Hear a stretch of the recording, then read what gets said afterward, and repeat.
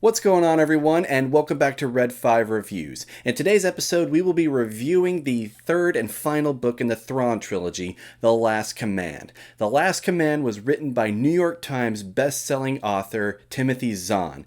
It was originally published in 1993 by Bantam Spectra, but it was later reprinted and republished by Del Rey. Now, this will be a spoiler-free review for The Last Command, but it may have potential spoilers for Dark Force Rising in case you have not read that book yet and would like to. But before we begin with this review, here is a brief summary. Now, by the end of Dark Force Rising, Thrawn has acquired a handful of dreadnoughts, and the New Republic learns that Thrawn and the Empire are rebuilding a clone army. Talon Karrde forms an alliance with other smugglers to help assist the New Republic to fight against the Empire. This book also features Leia finally giving birth to her twins, Jacen and Jaina Solo, and shortly after their birth, the Empire attempts to kidnap them.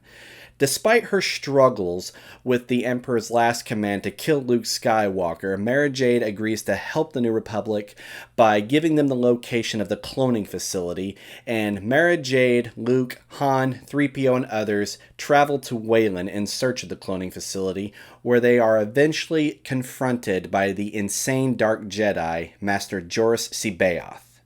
Let's review. The Last Command overall was a pretty good conclusion to the Thrawn trilogy. I liked it, but I wouldn't consider it my favorite of the three novels. Now, just like the first two, this book does a pretty good job keeping you invested and has great pacing for the most part. While this book isn't my favorite of the trilogy, I will consider it the most suspenseful of the three, especially with Leia giving birth to her twins. In what is supposed to be a happy moment, you still feel a little bit of unease knowing that C'baoth and the Empire are plotting to kidnap the twins. In fact, one of my favorite parts is when the Empire does try to kidnap the twins and their efforts basically leave Han, Leia, and the others trapped. The way the author captured that scene left me on the edge of my seat, and it was very compelling to read how they would escape from that predicament. Now, my least favorite thing about this book, and the reason why I wouldn't consider this book my favorite of the three, is the ending.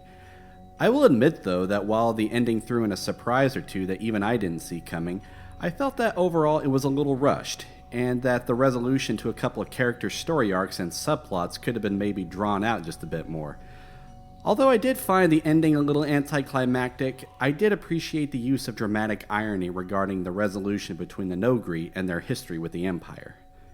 For my rating, I give The Last Command 4 out of 5 stars, which is what I would also rate the Thrawn trilogy as a whole.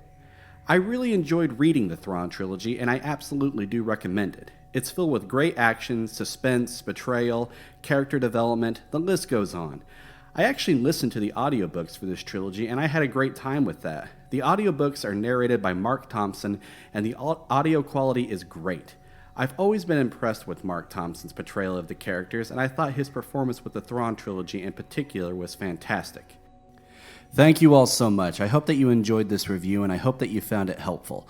And if you did, please like this video. And if you read the Thrawn trilogy, I'd be very interested to read what you thought, so please be sure to leave your thoughts in the comments down below. And if you'd like to stay updated for more Star Wars reviews and discussions, please consider subscribing to my channel.